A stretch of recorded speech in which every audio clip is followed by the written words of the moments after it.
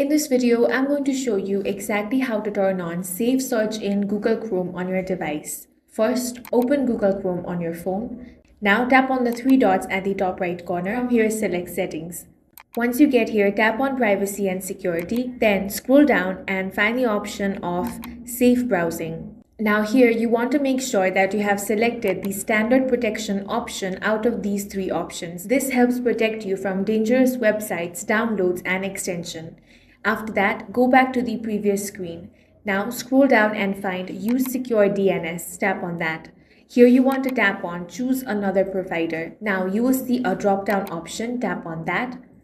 From this list, select Clean Browsing Family Filter. This helps filter out explicit content and enables a safer browsing experience, especially for younger users. Once selected, that's it. Safe Search and additional filtering are now enabled in Chrome. Your browsing will now be more secure and filtered automatically. If you found this video useful, make sure to hit the like button and subscribe for more videos like this.